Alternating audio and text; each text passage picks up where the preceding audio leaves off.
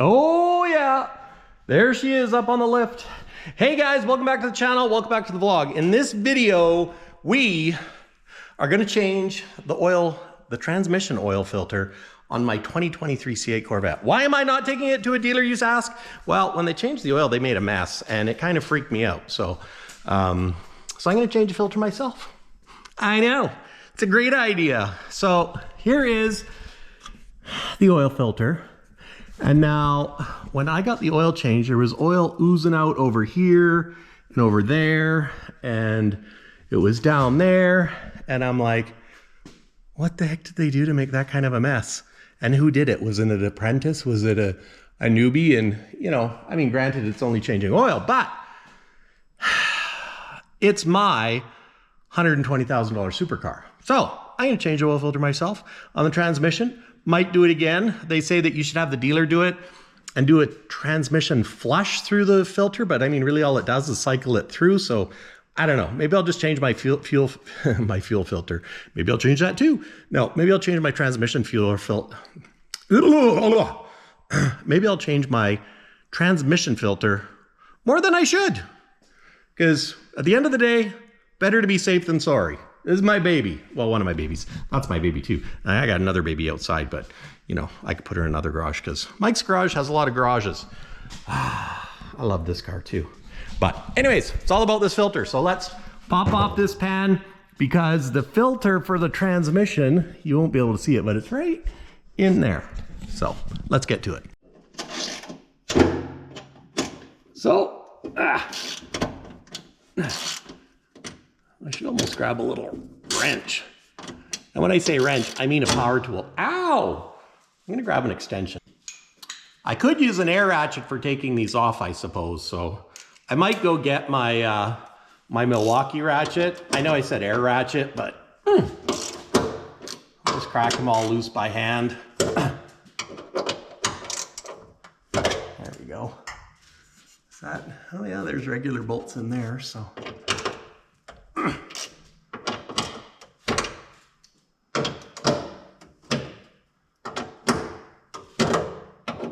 Wow, there's a lot of them.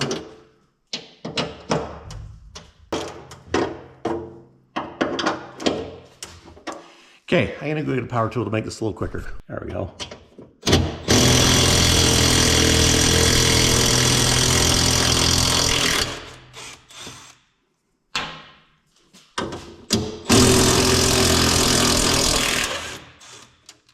They've actually got blue Loctite on them. That's interesting.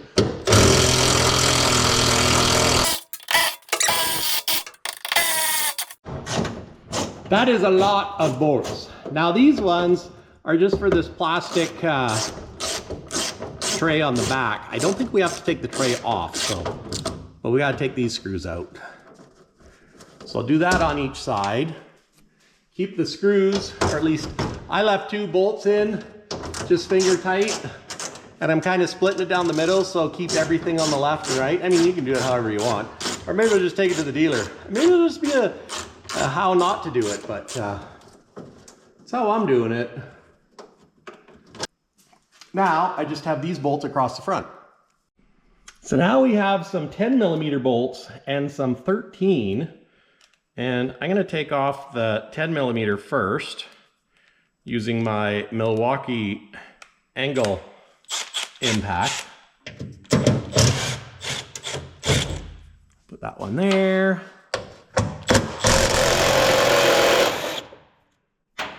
There.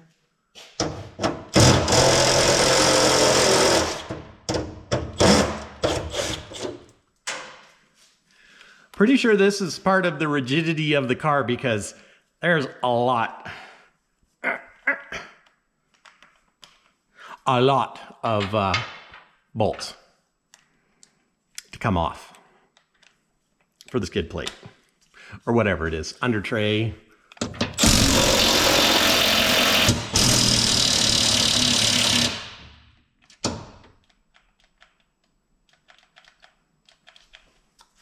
It's official, my battery died. And I don't have a spare one here. So I guess we're breaking down and using manual tools. Last bolt, I swear to God, there must be 4 billion. There's a lot, let's put it that way. Okay, so that's loose. So I'm thinking I'm gonna drop it down and slide it back. So I'll take these out.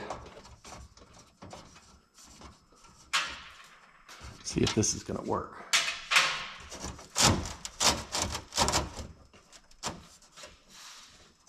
Oh, it comes out this way.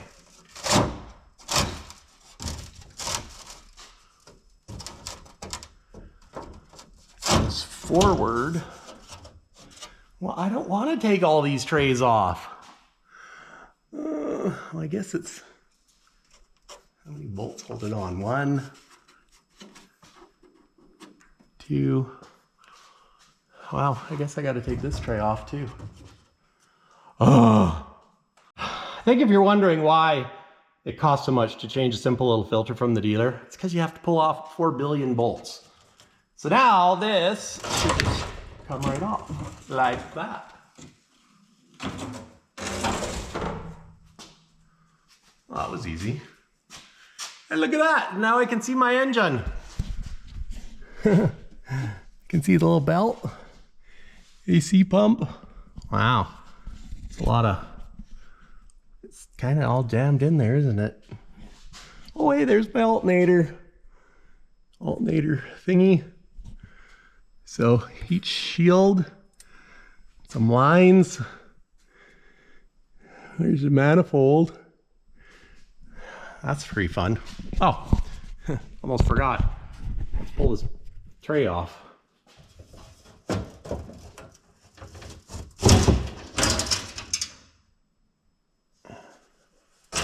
Oh yeah, look at that.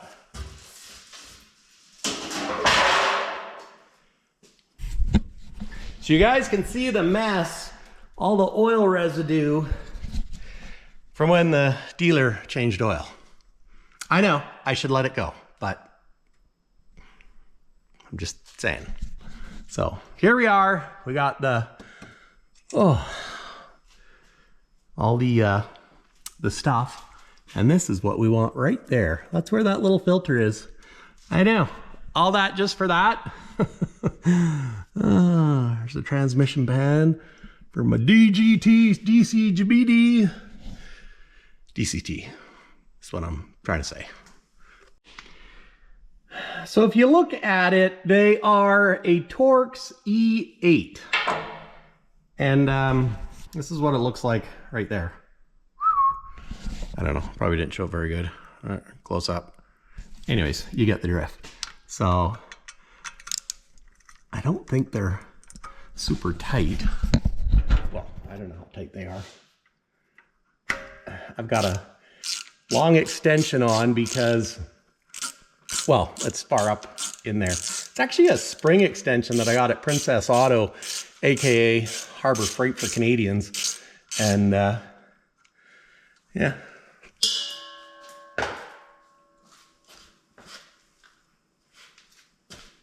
Almost lost it, but I didn't. I think the new one might even come with new bolts, you know that? But I'm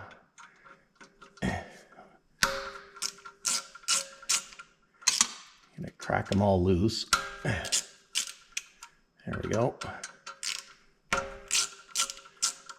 And I can spin them all out. So I'm just gonna spin these out now that they're loosey. Loosey goosey. There's that one.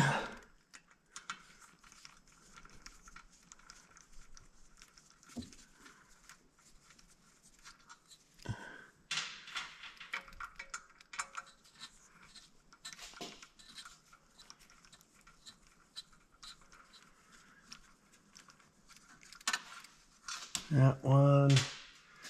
Now, this should just pull off.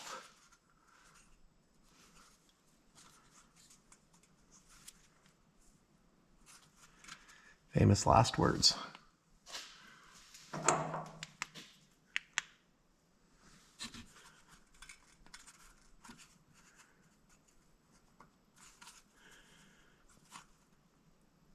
It's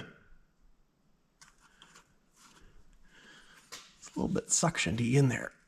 Maybe I can turn it a little bit or use a bolt just to get a little bit of leverage in the, oops. There we go. I really don't want to use a screwdriver on that.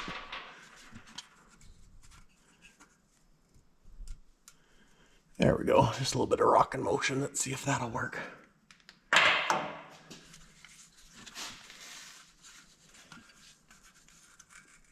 There we go. Ouch, it's hot. I feel like my oil bucket's not right in the way.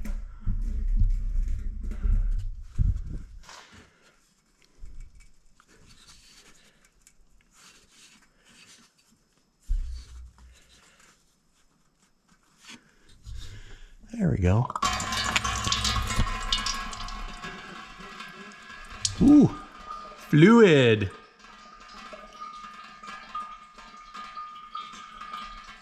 There we go. Better we get a cloth. So now this filter,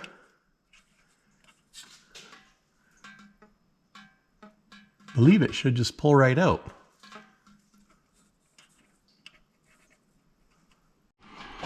Okay, I'm just going to use a pair of needle nose pliers to just pull it out. There we go.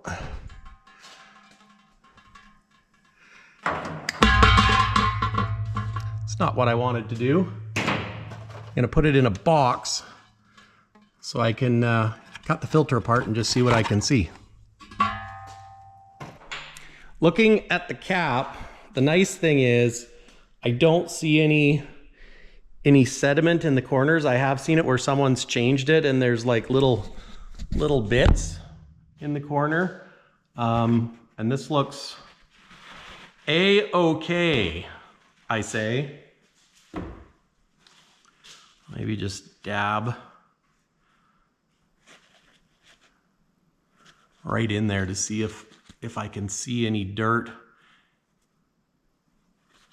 And it wouldn't be dirt, it would be, you know, metal particulates. Yeah, see? It looks, I think it's good. I think it's really good.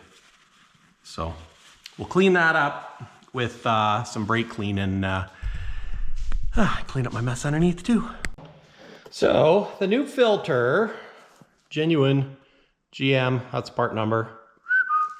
And let's take a look, see what it comes with. Being very careful not to get it dirty. Don't want to get it dirty. There's the new filter, hermetically sealed. It says Zerust Exicor. Don't know what that means. Comes with a new little O-ring like that, so that, I'll have to see where that goes. That must go on the top of the filter, or probably at the post in the housing, so I'll check that. It comes with 4 new bolts and a new O-ring for the lid. Simple, easy peasy. So we can pop this off, being very careful not to mark anything. So I'm going to use an X-Acto knife because, you know, when you want to be really careful on stuff, just use an X-Acto knife. There's the old one. Where's my brake clean? I need to clean this. So there it is, all fresh and clean with brake clean, and I snapped the new O-ring onto it. I could have videoed it, but, you know, it's not that exciting. But is it exciting? You know what, guys? Sometimes I swear I'm blonde. That little yellow O-ring is for your fill plug. So when you go to fill it and top up your transmission fluid, you can change that O-ring, and that's right there. So you can reach it by pulling your wheel off on the driver's side, or having it up on the lift. But I need to add an extra 2 quarts.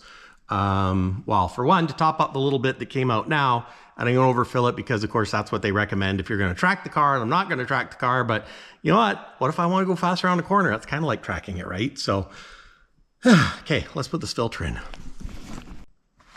So the filter is nice and white, has an O-ring on the top. We're just gonna slip it up in here. Does it stay on its own? Oh yeah. There we go. Filter's in. Now we put our cap on with new bolts.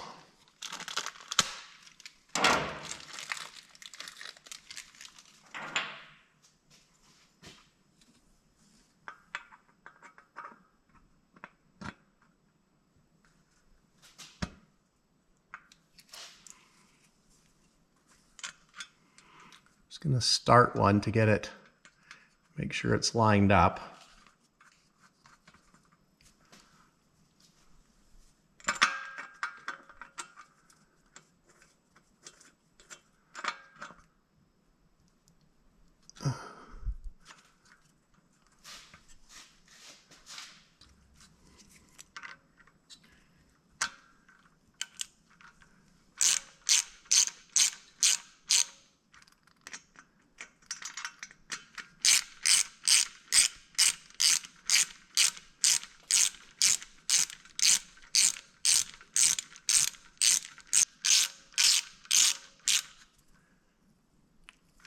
There.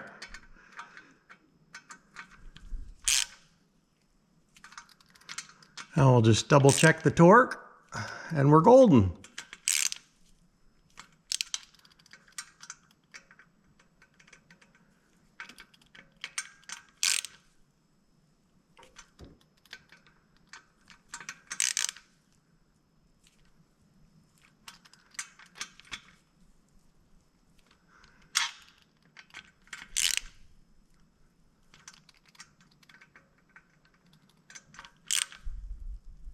There, all done.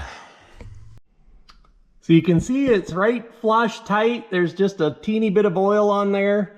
Of course, because I lubricated the O-ring, so you get a little bit of runoff. But now I'm just gonna hit this with a little bit of brake clean and just clean off where I spilled. Now when I did clean the cap, I used my brake clean over my tray. So then that way I could use the excess brake clean to clean off my under tray. I thought that was a great use of that. And something I want to do is take this filter that's dripping, take the old filter and cut it open and just see what's in there, if anything.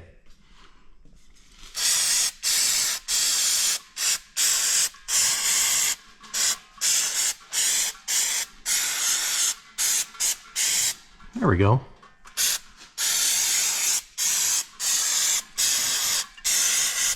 Clean car is a happy car. Well, makes me happy anyways. Okay, my under tray is clean. Look at that.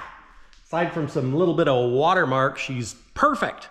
So now we'll stick her on up under here. Of course, I used a little bit of brake clean to clean all that off. I should give that just a little bit of a wipe there.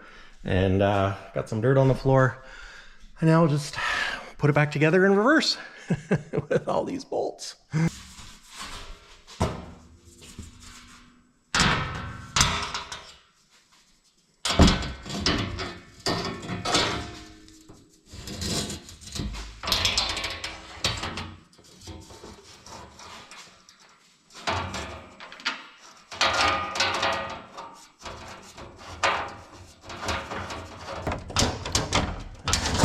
There. And one thing that's handy, guys, is there's two slotted holes here, right like that. So you can leave these bolts in and then you can just slide the tray and then it holds it up. I took it and washed it. So, you know, washed the underside because it was just a little dirty. And, you know, because a clean car is a happy car. And I loosely put all these bolts in And I'm going to do the same with these so that all the bolts are in, and then we'll start tightening them up once they're all in. Just got to figure out which bolt goes where. Just kidding.